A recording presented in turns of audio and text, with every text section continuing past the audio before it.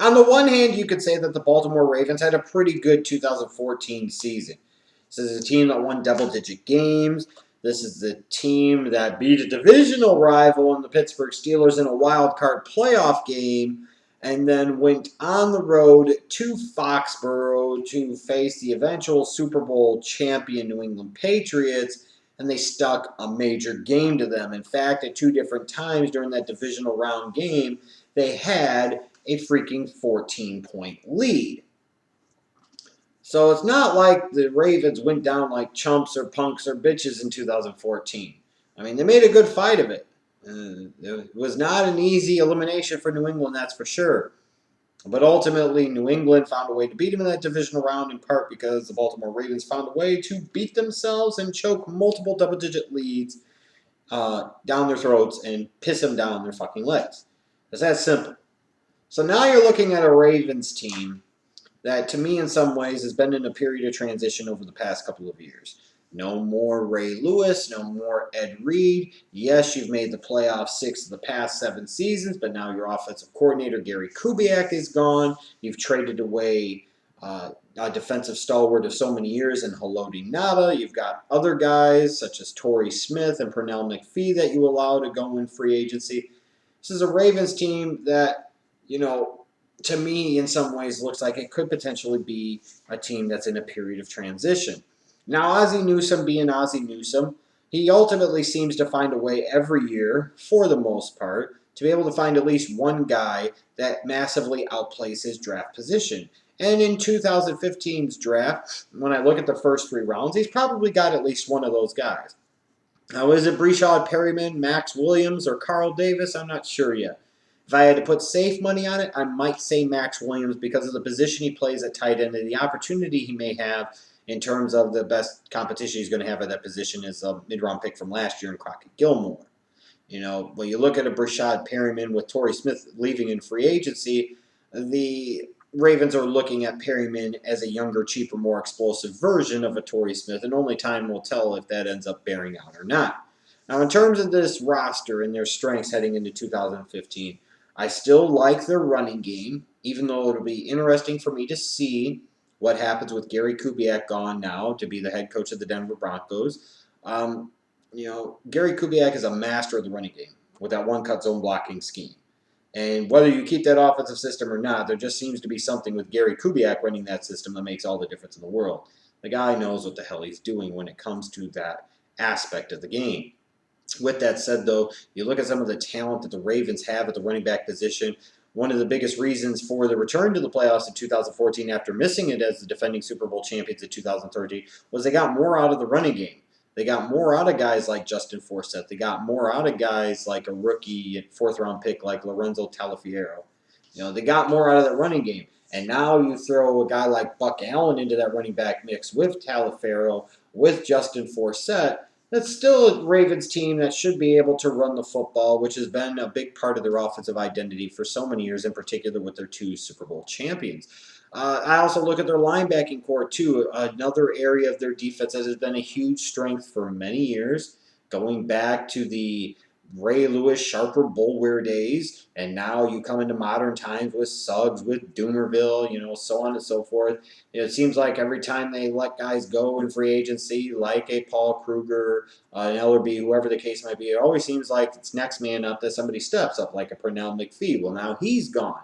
But it always seems like that linebacking core ends up being a strength for that team. And you look at last year, Darrell Smith was really good on the inside. And then first-round pick C.J. Mosley was an absolute stud in the inside of that 3-4 defense.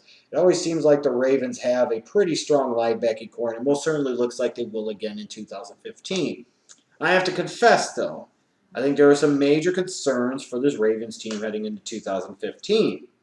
Well, I know a lot of Ravens fans have their frustrations when it comes to Joe Flacco. Keep in mind 2 things. Number 1, he's not Jay Cutler. At least Joe Flacco shows up pretty big consistently in the playoffs. Number 2 is that it's not like Joe Flacco is the best weapons to work with in the passing game. Let's call it as we really see it. And we look at that receiving core. You've got a 36-year-old Steve Smith who's announced that this is going to be his last season. You've let Torrey Smith go. It's not like he had a whole lot else in the bullpen behind him. And you're bringing in a guy in a first-round pick like Breshad Perriman that, yes, he can fly, but a lot of times at Central Florida, he couldn't freaking catch. I have problems spending a first-round pick, even a low first-round pick like 26 overall, on a receiver who struggled to catch the ball. Because he has speed, it's great if he can get open, but if he can't catch the damn ball, then what the hell good does it do? But in general, you look at tight end as well. Again, you're talking about Crockett Gilmore, Max Williams. That's a lot of uncertainty and a lot of unproven commodities in the passing game. But then you look at the defensive side of the ball. I still have questions about their secondary. Yes, they paid Jimmy Smith, but does that really matter? Looks like Matt Elam, from what I understand, might miss some time. And even if he did play in 2015, it's not like he's really bringing much to the table. That secondary has been an issue for the Baltimore Ravens, and I think it continues to be an issue and will be an issue for this team in 2015. But perhaps my single biggest concern for this Ravens team is the age of this team, and in particular, the age of certain players in certain spots. You look at Steve Smith on the outside, your number one wide receiver is in his mid-30s, and he's on the upper scale of the mid-30s. You're talking about a 36-year-old man. He's not the same player, even though he's still a pretty good player. I mean, that's your number one option? Ugh. Joe Flacco's 30. Justin Forsette's going to be 30, I believe, this year. You look at Marshall Yanda, an offensive line starter. You're talking about a guy that's 30+. You look at the defensive side of the ball. Guys like Chris Canty and Darryl Smith are north of 30. Elvis Dumerville, Terrell Suggs, they're also north of 30. So in several cases, it's not just players that are 30 and older. It's the fact that so many of these guys are key players at key positions for this Ravens offense or Ravens defense that it really has to be concerned about this team in 2015 in a similar way in some respects of the age of the Bears team on both sides of the ball in 2014. Now, obviously, this Ravens team is much more talented than that Bears team could have ever imagined last year, but there are some similarities there. There are definitely some warning flags that give me a pause for concern because at some point in time, that bottom could fall out. You've had so many guys leave via free agency. These guys regress quickly. Oh boy, it could get ugly at one point in time in the future. Now, in terms of players to watch for this team in 2015, I look at Breshad Perriman, the first-round pick out of Central Florida. You let Torrey Smith go in free agency. You need Breshad Perriman to be better than Torrey Smith was. Then I look at Max Williams, the second-round pick out of Minnesota, the tight end. He was the best tight end, in a lot of ways in this class. Even I put him a little bit above of Clyde Walford out of the U. The bottom line is they need Max Williams to come in as a rookie and, frankly, tear some shit up and be another weapon in the middle of that passing game for Joe Flacco. Be that security valve, that safety blanket. Then on the defensive side of the ball, I look at Timmy Jernigan. He had his moments as a rookie last year, but now with Elodie Nada gone, they could use more out of a Timmy Jernigan. So I'll be interested to see how he's incorporated and how he's utilized. And then I look at a former high pick like a Courtney Upshaw, another one of these linebackers that we talk about. Who knows if he plays, how much he plays. But when he does play, he needs to be more. And you can sit there and say, well, he's been good, he's been that. At the end of the day, when the Ravens are playing in their defense that matters the most at those critical times, they're going to Suggs, they're going to Dumerville, and Upshaw is not much of a factor, in my opinion. Some of you will think I'm wrong, and you're entitled to that opinion. But I think he's a guy that needs to step up, and he needs to play better, period. Now, looking at the schedule for the Ravens in 2015, there's a couple of stretches I look at here. Number one, I look at early in the season, weeks 3 to 5. They've got 3 straight games against divisional opponents. You've got Cincinnati at home, you go to Pittsburgh, and you host Cleveland. I think it goes without saying that the Ravens need to win 2 of those 3 games. They need to win 2 of those 3 games. It'll make them 2-1 in the division, and if they can find a way to win 1 or both of their first 2 games, then you're talking about a team that's 3-2 or 4-1 after week 5 of the season. That's a good place to be, especially with 2 divisional wins under your belt, especially if you're talking about a team like Cincinnati who could potentially be a playoff team or a playoff contender at least again in 2015. That's a key, critical early stretch of the season for the Baltimore Ravens. And then I look at a stretch later on in the season. I look at weeks 14 to 16. Where they have 3 straight quality opponents, but the fortunate thing for the Baltimore Ravens is they have all 3 opponents at home. They host Seattle, they host Kansas City, and they host Pittsburgh. Those should be 3 quality opponents. The Ravens need to find a way to win, similar to the week 3 to 5 stretch against the 3 divisional opponents. They need to find a way to win 2 of those 3 games. And in particular, one of those 2 victories must come against Pittsburgh.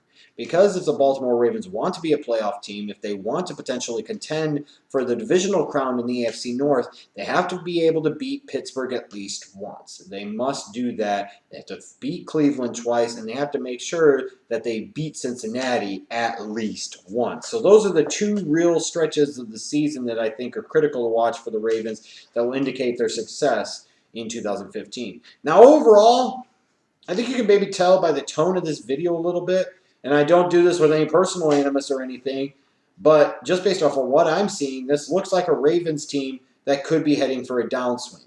Now, maybe I'm a year or two too early. That is perhaps true. But I think at some point in time, there is going to be a downswing for this Ravens team. It's going to happen. It's natural. At some point in time, a bit of the bottom is going to fall off. Now, based on the quality of the people in the organization, like an Ozzie Newsome, like a John Harbaugh, I'm not sure how deep that drop is going to be. I don't know if we're talking about top 5 pick territory, but we could see some years soon as this year, where this is a mediocre Ravens team that struggles to win 6 football games. Now, they could find a way to put it back together again in 2015, just like they did in 2014. This is still an organization only a couple of years removed away from a Super Bowl victory, mind you, and a team that came about this close to being an AFC championship team. If they had to beat the Patriots in Foxborough, I mean, you can't just dismiss the Ravens because they still have some of the components in place. This is a team with experience, a team that knows what it takes to win, and that's not experience that you could just buy. That's experience that's earned, and that's experience that matters. So I can't undersell the importance of that for the Ravens. But overall, I wonder how well they will be able to run the ball without Kubiak there as their coordinator. I'm not that sold on their weapons they have outside, a first-round pick that couldn't catch in college, and a 36-year-old man in Steve Smith. Respect the hell out of him. To me, a future Hall of Famer. But again, man, that's not a good sign for your passing offense for a quarterback who's not exactly elite in Joe Flacco. And then you've got a defense, to me, that has gotten old and bad in certain places. You know, I think there's been this perception over recent years that this Ravens defense is so great and so stellar. And frankly, if you've watched this team, and it's not just the numbers that tell you this, but it's what you see with your eyeballs, there are plenty of times where that defense gets absolutely shredded, torn apart, and they implode and fall apart in big-time moments and situations. See the New England playoff game, for example. Again, I think this is a team that could easily win 10 games, that could make the playoffs. And once they get to the playoffs, based off of their style of play and how they match up with certain teams in the AFC, could win a playoff game, maybe 2. But I also see this being a situation where this team, if they suffer a couple of injuries, they don't have the depth that they once did, especially if it's certain guys in certain spots. This is a Ravens team that could struggle to stay above 500 all year. And I truly believe that. They could be a team that only wins 6 games. I know, so Ravens fans, you're mad at me for saying that. It's just the way I see it. I'm not saying your team sucks, but at some point in time, that downswing is going to happen. At some point in time, that age, lack of depth, and loss of players over the years is going to catch up with them. It's not a matter of if, but when and how soon, and I think we could start to see that play out as soon as this year.